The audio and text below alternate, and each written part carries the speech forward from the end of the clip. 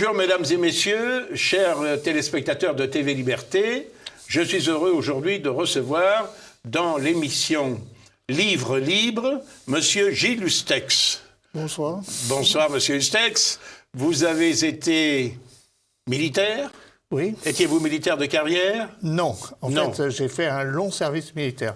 Voilà, comme moi d'ailleurs, j'ai fait un service un peu prolongé. Voilà, oui. J'ai fait Saumur et ensuite le 13e dragon parachutiste. Le 13e dragon parachutiste, voilà. Oui, très bien. Et vous nous présentez aujourd'hui un livre assez original que je présente à nos téléspectateurs qui s'intitule « Officier perdu ». Oui. Officier perdu. Alors, la première chose qui frappe dans votre livre, je dois vous dire, c'est déjà la couverture. Oui. Parce que je la trouve absolument magnifique. C'est gentil. Vous avez, je ne sais pas qui a fait le dessin, peut-être vous, peut-être... non. J'ai inspiré, il est décrit dans le livre. Oui. Ben, si vous voulez, j'ai créé dans ce livre un régiment qui n'existe pas, le 13e hussard parachutiste. Il y a le 13e dragon parachutiste et le 1er hussard parachutiste. J'ai fait le 13e hussard. D'accord.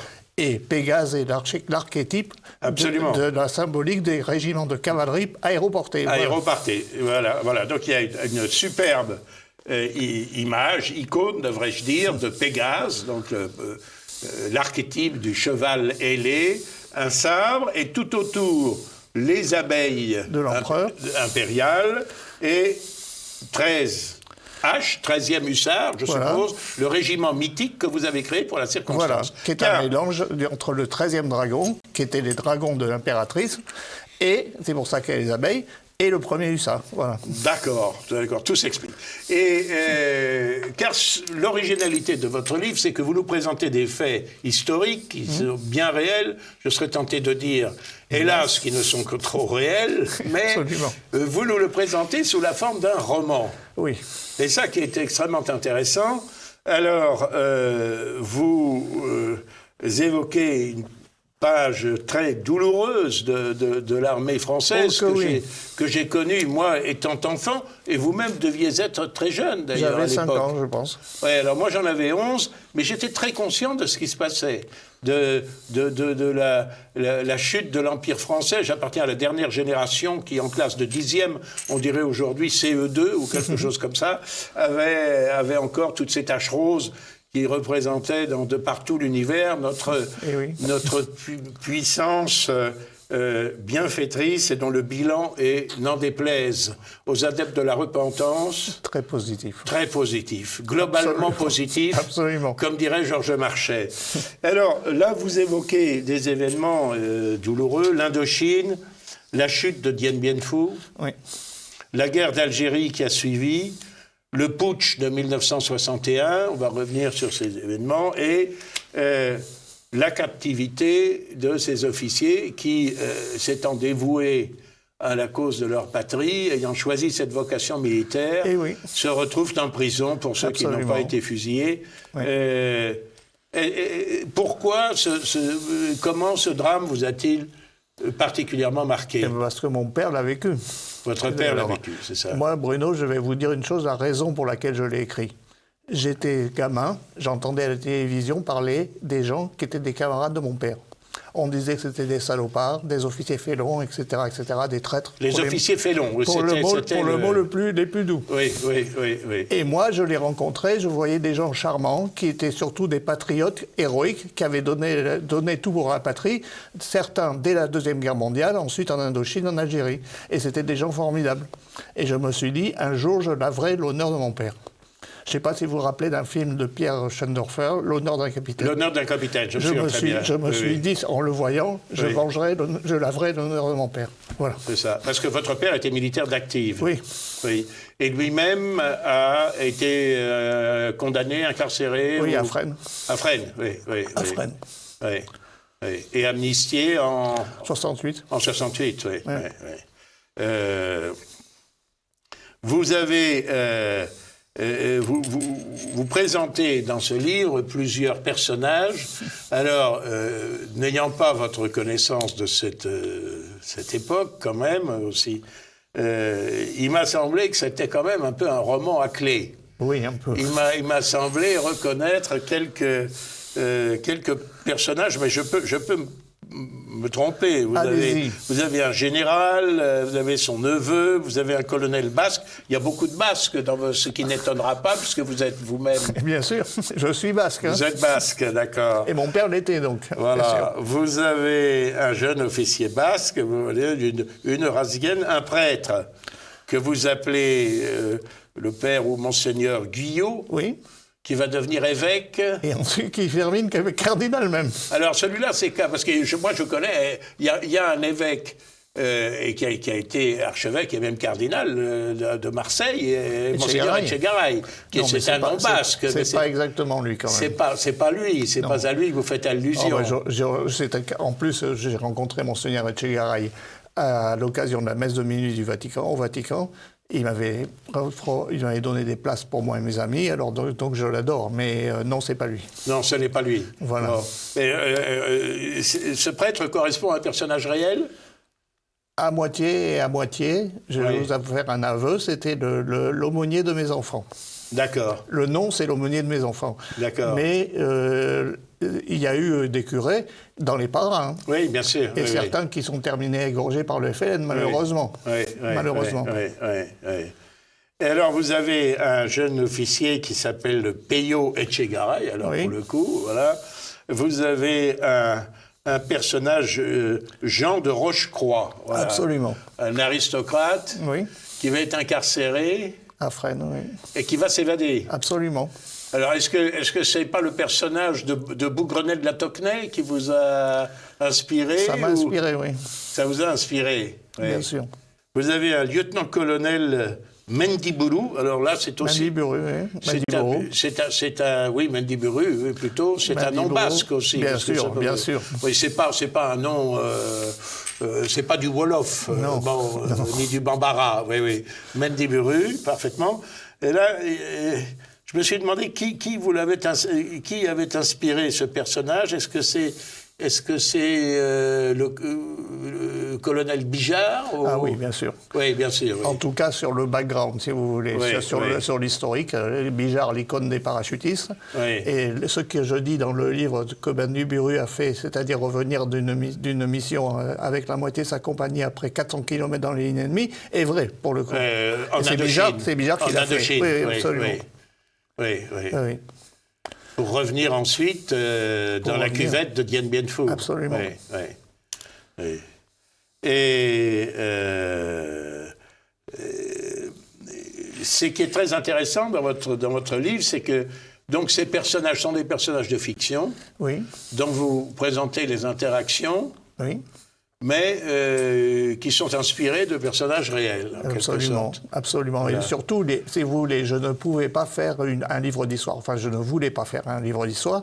Je ne pouvais pas faire un témoignage, parce que j'en avais pas le droit, puisque c'est mon père qui a vécu ça, c'est pas moi. Donc, j'ai choisi le roman, mais j'ai tenu à ce que l'histoire soit exacte.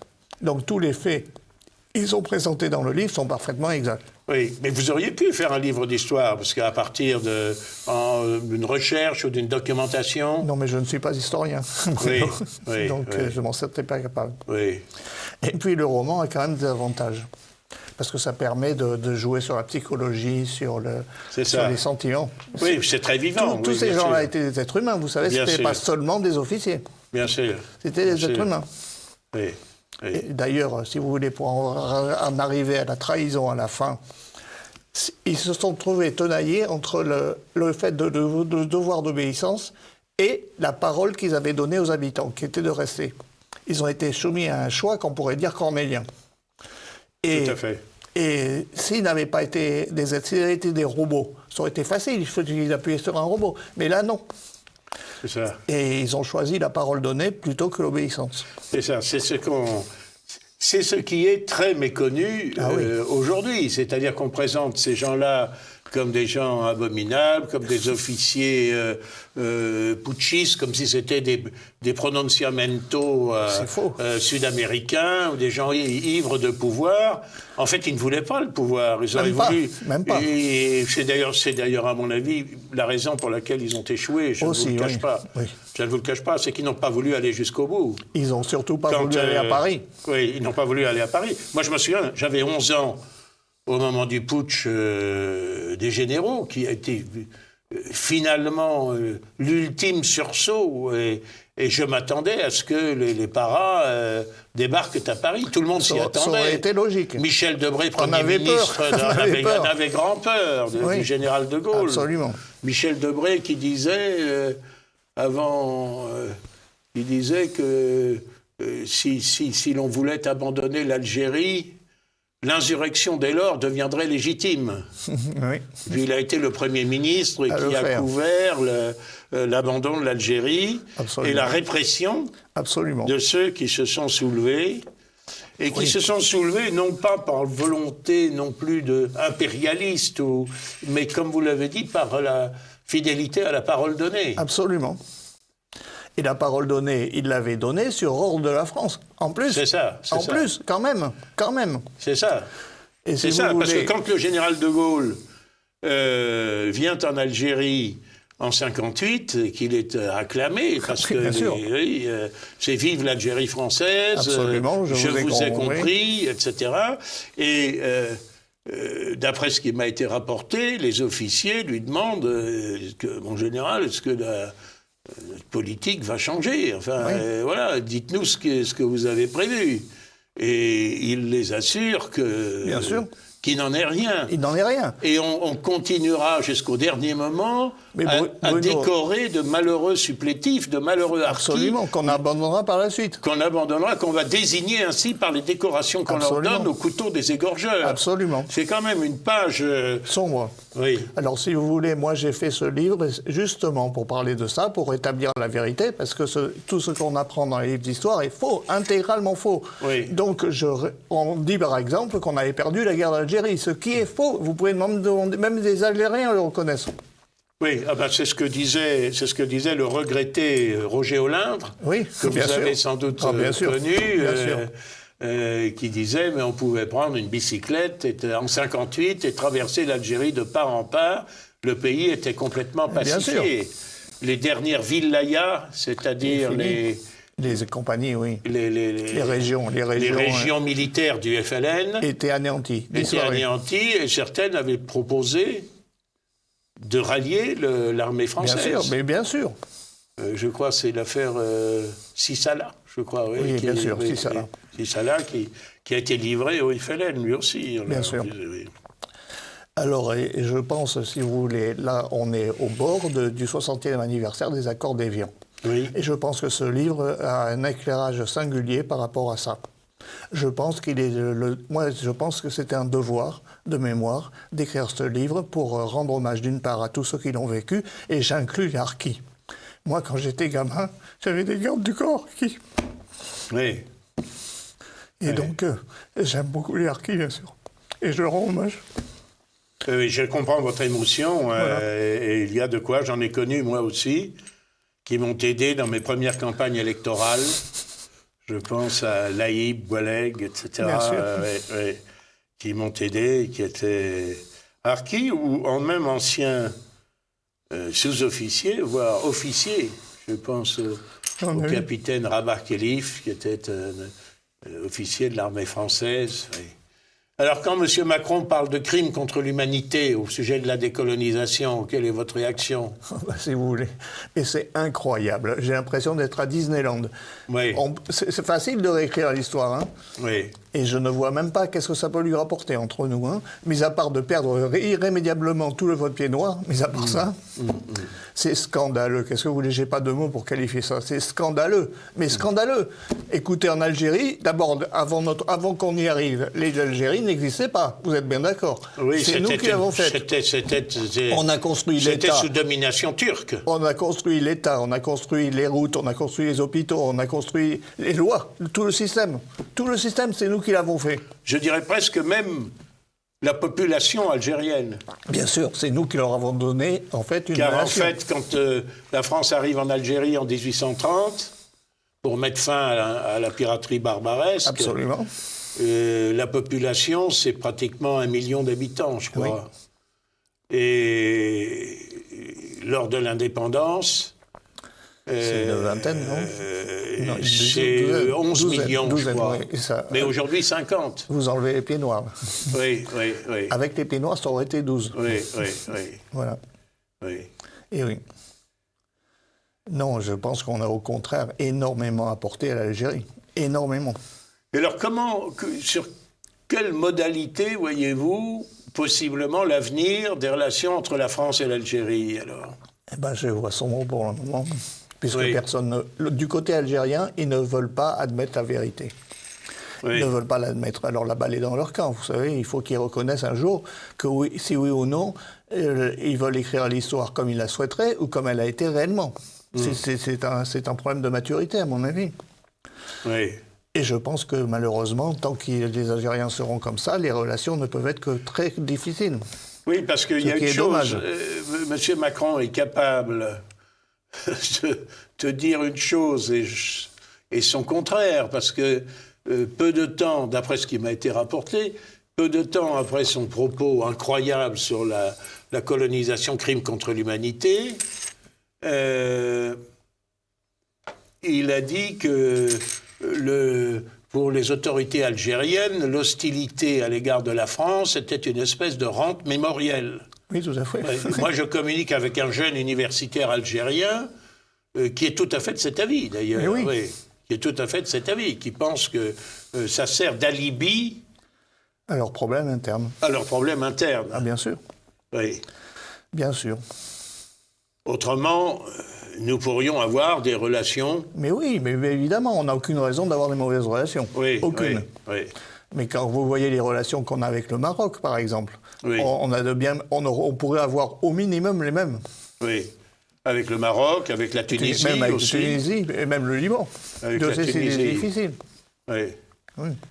Ah ben le Liban, c'est autre chose. Oui, nous n'avons exercé sur le Liban qu'un mandat de la Société des Nations. Non, mais je veux dire par là que la France n'a jamais été hostile aux pays arabes. Enfin, cela dit, cette région du monde n'est pas arabe, elle est maghrébine, ça n'a rien à voir. Oui. Mais... Elle est en partie arabisée, dirons-nous. Elle a été colonisée par les Arabes à un moment, mais c'est tout. Mais bon, mais nous n'avons aucune raison d'avoir des mauvaises relations avec les Algériens. Oui. Aucune. Et d'ailleurs, le paradoxe, et vous le montrez bien d'ailleurs, c'est que ces officiers perdus, ils se sont perdus par amour du pays et de ses habitants. Tout à fait. C'est ça, parce qu'on les présente comme d'abominables tortionnaires, etc. Non, mais ils ont fait le push pour les Algériens. C'est ça qui est rigolo. C'est ça qui est C'est ça qui paradoxal. est paradoxal. Oui. Mais oui, mais parce que, si vous voulez, ils étaient conscients qu'ils avaient apporté justement à cette population tout un peu comme l'Empire romain avec nous, si vous voulez. On a fait en Algérie ce que l'Empire romain a fait en Gaule. On n'a pas apporté seulement la domination, on a apporté tout un système, vous savez ce que les Romains ont apporté, les voies, les irrigations, les cadres... Un apport culturel. L'apport culturel, l'apport civilisationnel. Et l'Algérie avait fait des progrès absolument colossaux. Par exemple, moi j'ai 2 sœurs médecins, donc je peux en parler. Le système médical algérien qui était remarquable. Oui. Les hôpitaux, les infirmeries, tout ça. Oui. Et je le dis dans le livre, le lycée civil d'Alger était le meilleur lycée de France, devant Louis le Grand, vous vous rendez compte? Ah bon? Oui. Ah, En 58, le lycée d'Alger, je crois qu'il s'appelait Bugeaud, le lycée d'Alger avait des meilleurs résultats que Louis le Grand à Paris. Vous vous rendez compte? Ah oui. Incroyable.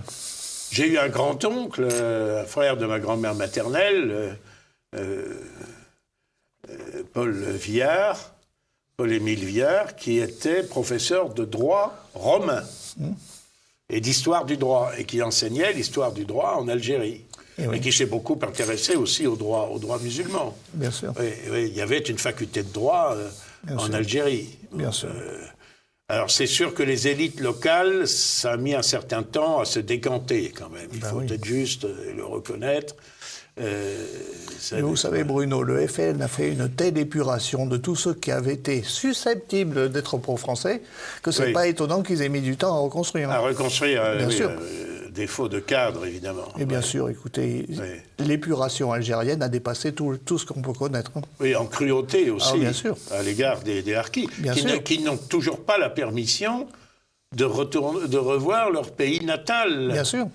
Et les membres de leur famille, s'ils en ont là-bas, alors que il n'y a aucun problème pour que les anciens du FLN viennent en France, où d'ailleurs certains d'entre eux ne se privent pas d'acheter des biens immobiliers ou des choses comme ça. On marche quand même sur la tête, c'est vrai. Mais votre livre ne va pas jusque-là. Il s'arrête en quelque sorte aux réactions des prisonniers dans la cour de Fresnes, qui chantent. Et là, vous vous êtes inspiré, je pense, du défilé des parachutistes chantant la chanson d'Édith Piaf. Bien sûr, non, rien de rien. Non, rien de rien, je ne regrette rien. Il faudra attendre les événements de 68 pour que le général de Gaulle, mieux inspiré, se rende compte que... Et c'est grâce à Massu, vous le savez. Grâce à Massu, oui. Grâce à Massu. Oui, lors de l'équipée du général de Gaulle à Baden-Baden. Massu lui a dit, tu auras le soutien de l'armée à condition que tu amnisties tous les officiers. Et il l'a obtenu. Oui. Et vous avez revu votre père à ce moment-là, alors? Oui. Alors, il a été libéré avant, quand même. Ah oui, parce qu'il y avait des amnisties partielles. Voilà. Lui, il a été libéré pour bonne conduite, parce qu'en prison, un officier reste un officier, non? Donc, il se conduit bien. Il se conduit bien.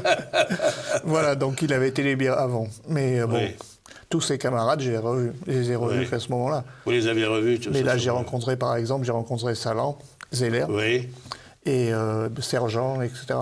Voilà. Oui. Alors, Pierre Sergent, dont je m'honore d'avoir été le collègue à l'Assemblée nationale. C'est quand même une sacrée revanche de voir des gens qui ont été incarcérés. Et Pierre Sergent était un grand copain de mon père, pour le coup. Des patriotes très purs et qui avaient mis leur peau au bout de leurs idées et qui étaient de véritables héros. Absolument. Comme Roger Olindre ou Pierre Sergent. Et il y a Élie de Samar aussi. Pierre Descaves. Oui, mais alors Élie de Samar, lui, n'a pas été député. Voilà. Oui. Tandis que je peux vous dire que Roger Olindre à la tribune de l'Assemblée nationale, ça doit être bien, les murs vibraient un peu, voilà. Très bien. Très bien. Alors, comment peut-on commander votre livre? Alors, il a été originellement lancé sur Amazon, donc il est toujours sur Amazon. Ah, il est toujours sur Amazon, d'accord. Alors, ça, c'est possible. Oui. Il est disponible aussi dans des bonnes librairies, la librairie française, la Nouvelle Librairie, la Livre en Famille, qui a un site internet aussi. D'accord. Et il est disponible aussi directement chez moi. On peut le commander chez moi, ce qui est la meilleure façon pour avoir une dédicace. Et particulièrement tous les officiers, je leur dédicace, bien sûr. Bien sûr, oui. Vous le dédicacez même pour les civils qui le commandent chez vous. Bien sûr. Et alors, est-ce que c'est indiscret mais comment peut-on vous joindre alors on peut me joindre soit par mail à hussard.hustex@gmail.com. Alors, on va répéter ça. Hussard, n'est-ce pas? Hussard, je rappelle que ça vient du hongrois. Hus, qui veut dire vin. Absolument. Parce que c'était des groupes de vin. Voilà, cavalier. Hussard, H-U-2-S-A-R-D. Oui. Pour nos écoliers d'aujourd'hui. Hein. Hussard.hustex. Voilà. H-U-S. T-A-I-X. Oui. T-A-I-X. Hussard.hustex@gmail.com. Absolument. Voilà. Donc, Voilà. Un simple mail, ça suffit. Un simple mail, ça suffit. Et par conséquent, vous aurez les conditions d'acquisition de ce livre et de sa magnifique couverture. Et vous-même, Monsieur Hustex, vous avez fait une carrière d'ingénieur, je crois. Oui, j'ai un diplôme d'ingénieur en statistique, mais j'ai fait une carrière tout le temps dans le conseil en marketing, moi. D'accord. Voilà. D'accord, donc très différente. Mais vous aviez fait un service militaire prolongé. Ah oui. Dans les... 13e dragon parachutiste. 13e dragon parachutiste. Donc très beau régiment, c'est le meilleur de l'armée française. Comme la cavalerie aéroportée. Voilà. Je vous laisse faire des choix à l'intérieur de l'armée de terre, puisque je ne me prononcerai pas, puisque... c'est moins bien que la marine, je sais. Non, je n'ai pas dit cela du tout. J'ai le plus grand respect pour les camarades de l'armée de terre, mais moi-même, je suis marin. Mon livre a beaucoup de succès auprès des officiers des commandos marines, pour le coup. Ah oui, d'accord. Oui. Il a du succès auprès de tous les officiers. Qui sont basés à Lorient, absolument. Oui. Absolument. Très belle unité, d'ailleurs, oui. Oui, très belle unité, absolument. Très belle unité. Absolument. Bon. Voilà. Eh bien, écoutez, merci beaucoup. Mais c'est moi qui vous remercie, Bruno. Et voilà, j'allais dire qu'on nous pardonne, nous n'avons pas à nous faire pardonner, mais qu'on va bien nous excuser d'avoir évoqué cette période douloureuse de notre histoire. Très. Mais rien ne serait pire que de donner tête baissée dans les mensonges qui nous ont fait tant de mal. Absolument. Et dont on nous abreuve si souvent. Absolument. Merci Bruno. Merci à vous. Au revoir.